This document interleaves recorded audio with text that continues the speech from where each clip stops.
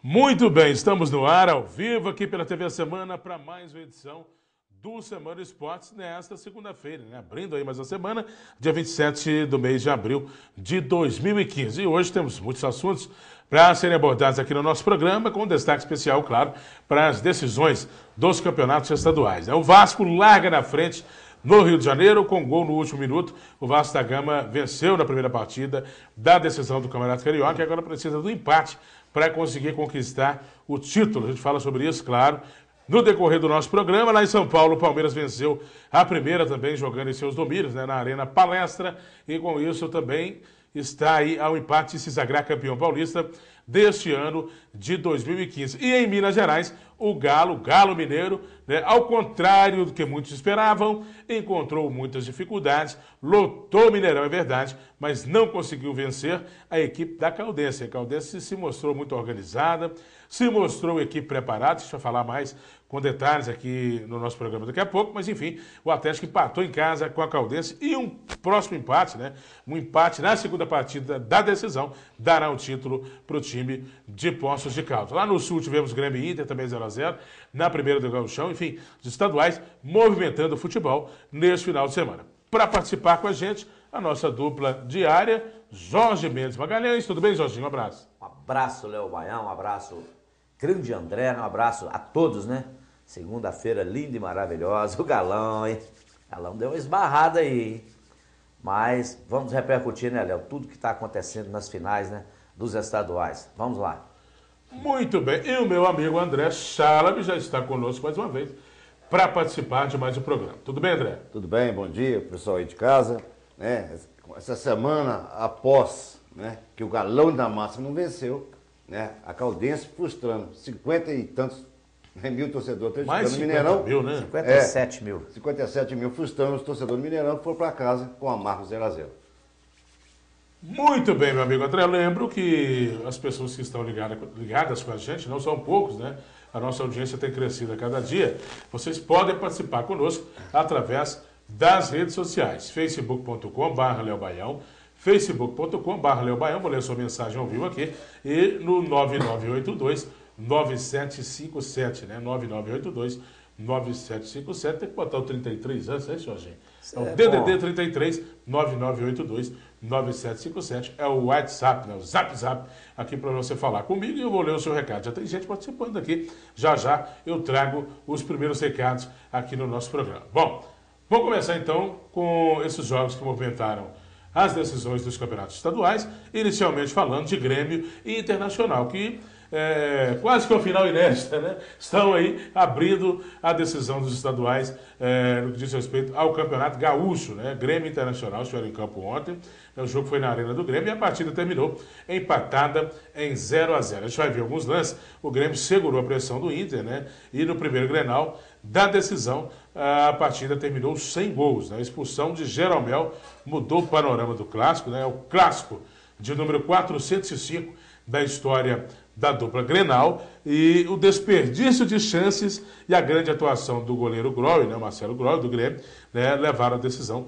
completamente indefinida para o segundo jogo, que acontecerá no próximo domingo, no Gigante da Beira-Rio. Final de partida, 0-0, como eu já falei, a gente está vendo aí alguns lances deste primeiro jogo da decisão, e eu começo com você, meu amigo André Chalab. Não sei se você pode ver alguma coisa desse clássico, mas enfim, clássico gaúcho e decisão ainda, né?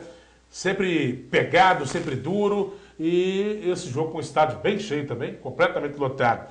Lá na Arena do Grêmio, mais uma vez, muita pegada, muita disputa, muita rivalidade, mas bola que é bom, a gente não tem visto muito não, né, André?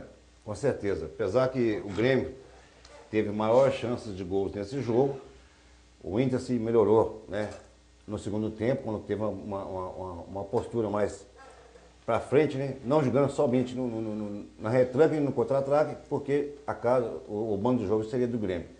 Mas não tem nada decidido. Eu já vi várias vezes na história de clássico gaúcho, tanto o Grêmio ganhar na casa do Inter, como o Inter ganhar na casa do Grêmio. Então, o 0-0 ainda não se deu para prevalecer o campeão 2015 no Campeonato Gaúcho. E o Filipão, mais uma vez, né, com aquelas entrevistas pós-jogo, à base de ironia, para variar. Né, Jorginho? Eu não vi nada desse jogo e vi, ó, nos melhores momentos, né? Pois é a realidade do clássico, né? E parece que essa coisa assim de o adversário jogar o clássico na casa do adversário, né, com uma torcida única, parece que não está pesando muito para o time visitante, não. Nós temos acompanhado alguns jogos aí, vendo as equipes visitantes, mesmo sem torcedores, fazer grandes exibições. A conta a gente esperava que às vezes você ia fazer uma visita, campo lotado, e que o adversário ia sair massacrado, e não é bem assim que a gente está assistindo. Eu acho isso importante para o futebol brasileiro, uma vez que nós temos que adaptar agora. Com essas novas arenas, nós vamos ter que adaptar a esse tipo de futebol com uma torcida única. Que beleza, hein? Tá Festa bacana, o Grêmio, bonita da torcida do Grêmio, né? Segundo tempo, o Grêmio permitiu, né, o avanço do ataque do Inter, onde que o Inter teve várias chances, igual eu falei. O Inter pressionou porque o Grêmio estava com 10. O Jeromel foi expulso, como eu já falei. Isso. Né? E em clássico equilibrado, né? Como tende a ser Grêmio Internacional, as expulsões, esses pequenos detalhes podem fazer a diferença, né? Porque há muito equilíbrio, né? E quando o Inter pareceu melhor e ter mais oportunidade, aí apareceu a estrela do goleiro Marcelo Groy, né? Do Grêmio, que é o D'Alessandro, mais uma vez, inspirado, né? E o Marcelo fazendo as suas defesas e impedindo que o rival vencesse a partida. E agora está tudo igual para a segunda partida, né? Verdade. Tem nada decidido.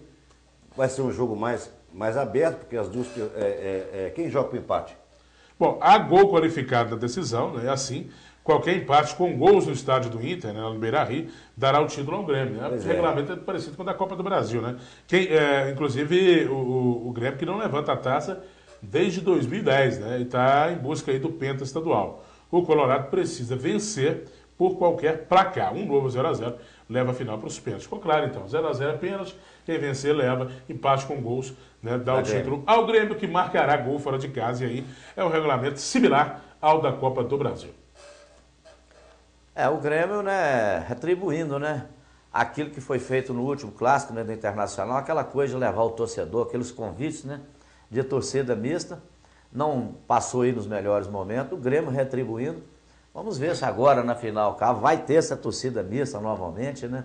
Vamos promover aí a paz no futebol aí. Já passou da hora. Muito bem. Bom, Jorginho, um destaque aqui dos estaduais, né? Até que não estava na nossa pauta não, mas é interessante a gente frisar, né, um resultado, André e Jorginho, até certo ponto surpreendente, que foi na final do Campeonato Baiano, né? A vitória do Vitória da Conquista, não é nem o Vitória da Bahia, não. O tradicional Vitória da Bahia, o Vitória da Conquista, que venceu o Bahia, aí sim, o tricolor da Boa Terra, por 3x0 na decisão, com direito ao olé e tudo, e o Vitória da Conquista derrotou o Bahia e ficou mais perto do título, né?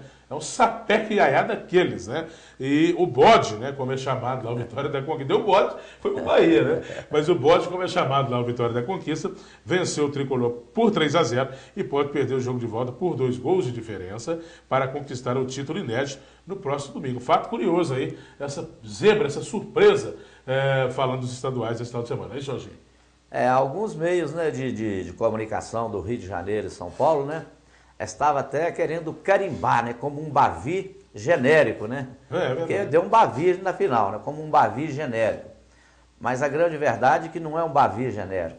O Vitória de Conquista realmente fez um grande campeonato baiano esse ano, né? Não chegou às finais por acaso e mostrou em casa, né, em Vitória da Conquista, né, que realmente tem um grande time e largou, né, na frente nessa final agora com 3 gols, né, para alegria, né, do nosso grande amigo e conterrâneo, né, Renato Servidanes, que hoje também faz parte da comunicação lá em Vitória da Conquista, acompanha, né, o time de Conquista, acompanha o futebol baiano de perto. Eu quero até aqui render as minhas homenagens ao Renato, esse grande tricolor, né, Renato? Irmão do Tomate, né? Isso. Ali do Italanche, essa pessoa maravilhosa que, quando tínhamos futebol profissional aqui em Caratinga, ajudou demais o Esporte Clube Caratinga, era aquele cara incansável, sabe tudo de bola, né? Render aqui as nossas homenagens a você, Renato. Quando você tiver alguma notícia aí, passa pra gente aqui via WhatsApp que nós vamos destacar aqui as notícias do futebol baiano. Bom, a turma já está participando aqui, a interatividade do nosso telespectador é impressionante, né? O pessoal já está participando. O José Geraldo Parreira, que é atleticano, está mandando aqui, ó, o seguinte, é uma espécie de provocação, né? dos atleticanos com os cruzeirenses, né? Sabe? Essa rivalidade ela não termina nunca, né? A final mineira entre Atlético e Caldense tem nada a ver com o Cruzeiro, mas eles não esquecem do Celeste. Pensamos que ia ser mais fácil, se referindo ao jogo contra a Caldense, mas só é fácil quando é contra o Cruzeiro, disse aqui o José Geraldo Parreira, né, que está ligado com a gente. O Marcelão Alves também, que é o nosso fiel escudeiro, né, o nosso telespectador diário, está sempre ligado com a gente, né, está dizendo o seguinte, ó, eu agora só como requeijão de Poços de Caldas, né? Aí já está tirando aquela onda contra o Atleticano, já que a Caldense, então, dificultou e muito o a vida do Marcelão Galo. Apareceu, que ele estava sumido. Apareceu, Estava sumido há uns dias atrás aí, ué. Agora ele apareceu. É típico cruzeiro. É o tipo do cruzeirense mesmo, só vem na boa, né? O Parreira quer ofuscar o mau resultado que teve diante a Caldense ontem, lembrando sobre a vitória do Cruzeiro. Ô Parreira, você é mais velho que eu, meu querido. Então, se você pegar a história entre Clássico, Cruzeiro e Atlético, não é isso que você está dizendo aí não. Ó, abre o olho. Muito bem. Pega leve aí, Parreira, que o nosso amigo aqui, ele... Não, pega leve aí, Marcelo, contar... nosso amigo aqui também. Daqui a pouco ele vai começar a ficar contando história aqui. Queria desenterrar defunto, que já está enterrado há 500 anos. Porque vocês têm um título nacional 71, até hoje está aí. Estou preocupado com o título nacional, não, rapaz. Você está preocupado? Não está preocupado com nada. Preocupado é com o que nós temos na mão agora, que é o Campeonato Mineiro. Vamos fazer o intervalo agora. Na mão, sim. Nós vivemos de momento. Uma rápida pausa. Nós vivemos de passado. Nós vivemos de jogo. Cruzeiro e Atlético serão destaques no nosso programa. Claro, a decisão do Galo, né, da primeira partida do jogo de ida da final do Campeonato Mineiro, entre Atlético e Caldense também iremos destacar na sequência do nosso programa. No bloco posterior, no próximo bloco, falaremos da final do Rio de Janeiro. Vasco da Gama venceu o Botafogo no finalzinho e o Botafogo não conseguiu vencer, então, né, muito pelo contrário, perdeu na primeira partida e agora terá que reverter o quadro para ficar com o título. Em São Paulo, o Palmeiras venceu o Santos no primeiro jogo da decisão do Paulistão. Enfim, tudo isso para você, além do noticiário dos clubes de Minas, como eu já falei, na sequência do nosso programa, que dá um tempo e volta já já.